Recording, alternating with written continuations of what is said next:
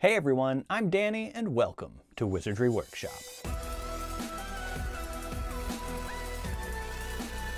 In today's video, we're going to be making a chocolate frog box from the new HBO series for Harry Potter. This was teased in the behind the scenes special that they had, and I really wanted to make this. This is like one of the cooler props that I think that they have for the series, at least when it comes to what they've shown so far. It took a lot of time and thought to put this together, to get the shape right and the way it folds, because all we had was that like less than a second clip. Also, it didn't show the chocolate frog card. However, I'm pretty sure that the chocolate frog card is a lily pad that's sitting underneath the frog. So I designed my own chocolate frog card based on that idea. Real quick before the DIY, I just want to say I am giving away a Wizardry Omnibus and a Dragon Hourglass, and these are two things that I created for the Archive of Wizardry. You can also purchase both of these things on my Etsy shop right now, but I'm also giving away a package of both of these, and actually I'm giving away one every 1,000 subscribers on the way to 100,000 subscribers. All you have to do is use the link below to enter the giveaway. While you're down there, check out the description box for a list of all the supplies you're going to need to make this DIY, as well as the free downloadable templates. And let's get started. First, of course, you're going to want to print the templates. This is the 11 by 17 version. I've printed it double-sided on cardstock, and then there's also a guide you can print single-sided on regular paper. And I know some of you can't print on 11 by 17 paper, so I also created an 8.5 by 11 template, but as you can see, it's a little bit smaller, so this is kind of like the mini version. So you can do that, again, print it double-sided on cardstock, and then there's also a guide for that one. But no matter which size you're using, everything else from here is going to be the same. So we can set the guide aside for now. First, we want to cut the chocolate frog card off of this template. Be sure to keep the registration marks along with the card. And if we flip it over, there's another one right here. This is the back side of the card. So now we should have the front and the back of the card. We can set those aside for now. And then we have the actual box right here on its own. At this point, we can bring in the guide. What we're doing here is just lining it up with the print below. And I don't know if I can catch that in the camera, but I can see the dark outline behind this sheet. So I'm just going to line it up. Once you have that lined up on top, we can take some paper clamps and we're going to clamp these together so that the pages do not move. We don't want them to slip around at all. What we're focused on for this are these red dotted lines. Everywhere there's a red dotted line, we need to score this so that we can fold it up properly. To do that, I'm using my Cricut scoring tool. It's very, very handy and I highly suggest it. I also just realized that I didn't update my template yet. You'll have the correct one, but I put X's on some of these that I don't want to score. For the straight lines, we can just use a ruler and then score it with our scoring tool. And I'll go over each one probably about twice. And when we're all done scoring all those straight lines, we need to get into these curved parts. And the best way I could figure out to do this is just sort of carefully trace it by hand with the scoring tool. It's actually not as hard as you might think. Now we can take those paper clamps off, get rid of the template, and because this shape is very unique, I'm just going to use scissors. There are some straight lines you could use a ruler and X-Acto knife for, but I just don't know if it's worth it. It looks like it's going to be pretty simple to cut by hand, so that's what I've chosen to do. And now with this whole thing cut and scored, we are ready to start folding. However, I'm going to save that for the next part after we finish the card, just because the folding is very involved. So I just want to get this out of the way first. So I'm going to use a light table for this so that I can flip the back upside down and then put them back to back on top of each other, and then I can line up those registration marks.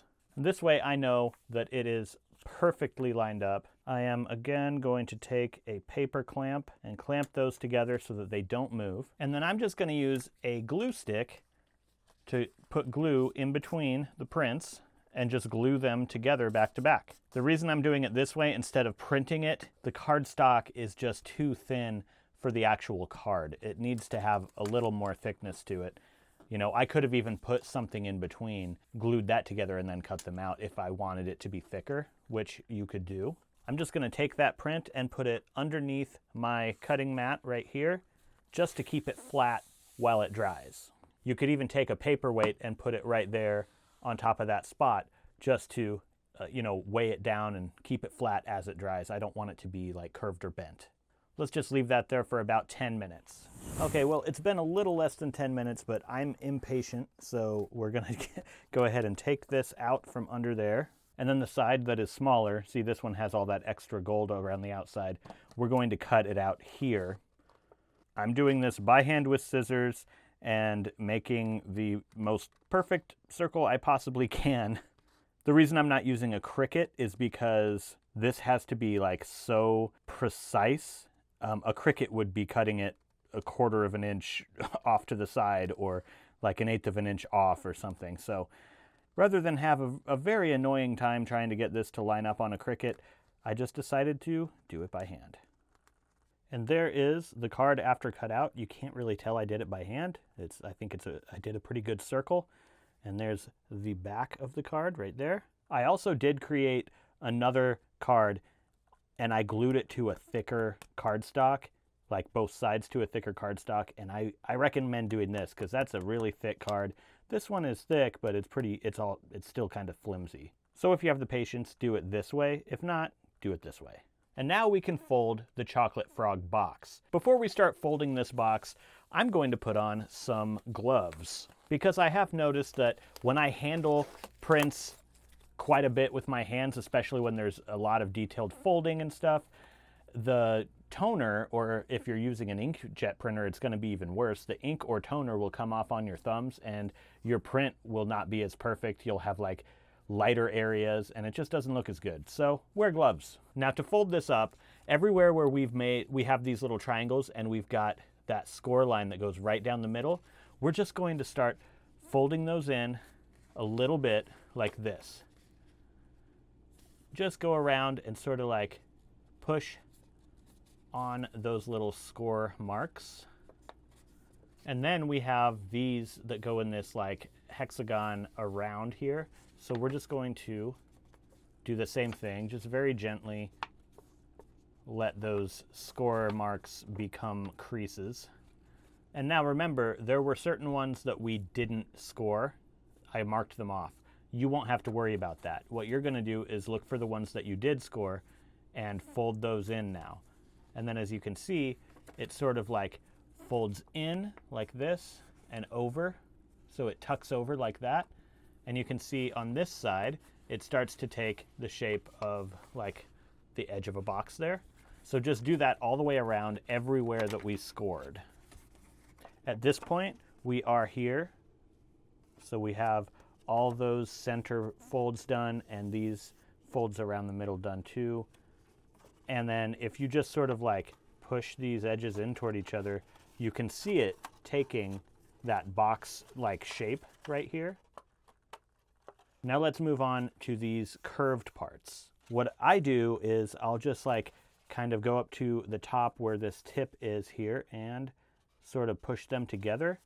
And then you can just sort of like push in around where you scored the curves. And there, so that's kind of what it should be. You can pinch this side and then it has these curves coming up this way. Open that back up and then we have the curve right here. So kind of the same thing. I'm just gonna hold it like this and then I'm gonna take my finger here and sort of push while keeping my other finger behind it so that I don't like go bend it too far. But look, we can just sort of push around that curve so it looks like this. And in the end, it should have like this type of curve right here. Now, let's do that to all of these curved edges. So now it should look like this. I'm gonna put it down and sort of flatten it back out so that we can get it shaped exactly how we want it. This was the hardest part for me to figure out how to do it easily without like multiple people trying to hold this thing together.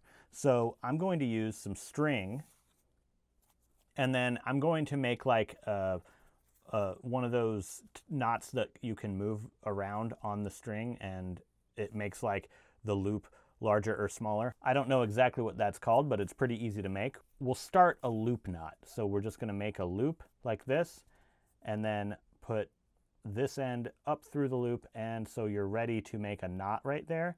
But take this end of the string, put it through that loop, and then knot it. So now we have it tied together like this, but if you pull the string where you put the knot on, not that one, this one, see, you should be able to make that larger or smaller. So I've just made it smaller, and then I can take this and pull it like this, and it becomes larger again. Take each one of those triangular pieces and let them fold where they're meant to fold, and hold it together as best as you can. With that box shape in, we can start tucking these pieces in toward the center. At this point, it's going to be really hard to hold it together by myself. So I'm going to put that rope around, or the string, I'm sorry, around the box. And then I'm going to tighten that so that it holds the box shape as is for now. But now I don't have to hold it together, and I can show you how this box is supposed to be folded and how these pieces kind of bend in toward the middle, just like that. Now the final step, before we can take that rope off, there is one more little piece that goes right on top that holds all this together. We can see it in that clip where she pulls it off the top of this, and that's when it starts to open up. It looks like a little gold bell, so that's what I got here. But I know it's a custom piece because the top of it is almost textured like the top of an acorn in a way, and I'm pretty sure that's supposed to be the middle part of this flower shape that looks like the part that, like, you know, bees will pollinate and stuff like that. I don't know the name of that part of a flower. If you do, let me know in the comments. One problem is, though, that this only has 4 slots and we need 6. So we're going to modify this a bit. The first thing we want to do is bend it open, and that middle part that actually makes it ring, we'll just take that out. We don't need it. At this point, we'll do this part of the bell, and then we'll flip it all the way around 180 degrees and do that part. And we're going to cut a new slot in each one of those. Should be easy enough to do with scissors, or probably wire cutters would be better, but I cannot find mine. So I'm using scissors. One cut like this, and then we're gonna move just a tiny bit over and do another cut right beside it. And then with some needle nose pliers, we should be able to pull that up. And now we've made like another little slot in there. So we can trim off this part, use something to tuck in that piece right there, because that's going to be really sharp. There are a couple more sharp pieces here though, so I am going to trim each one of those down a little bit so they're not so pointy. And now we have modified this bell so it has 1, 2, 3 slots right there. And then we're just going to turn it around and do the same thing on this side. So in the end, our modified bell should have 6 slots. We'll start with the front of the box and pick the side of your bell that, in your opinion, looks the best. And then we can start sliding these and tucking them in to those slots on the bell. And the string did fall off of it while I was doing that, but luckily it was completely finished. I just need to shape it a little bit better on that edge. So in the end, our chocolate frog box should look like this. And if you look at it from above, it looks like there's a flower here, like a lily pad flower. And that's why I believe that this middle thing is that middle place where all the pollen is. And I did not put the card into the box, but I'm not opening this up anyway. That's too much of a pain to get on there. You'd have to use this string trick every time you want to close it back up again. So I'm just going to display this side by side with the box. In fact, I've made multiple ones of these, so one of them I'm going to keep open, one of them I'm going to keep closed, and the open one could display Dumbledore right in there.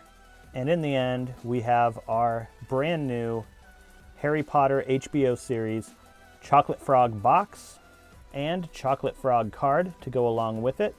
Leave a comment, let me know what you think of this project. I think it turned out really great, especially considering I only had like less than a second of footage to make screenshots to kind of like make this work. Let me know your thoughts down below, and if you made it all the way to the end of the video with me, you're a wizard. Give it a thumbs up down below if you did like this video, and subscribe if you're not subscribed for more Harry Potter DIYs, magical unboxings, and other cool content like that.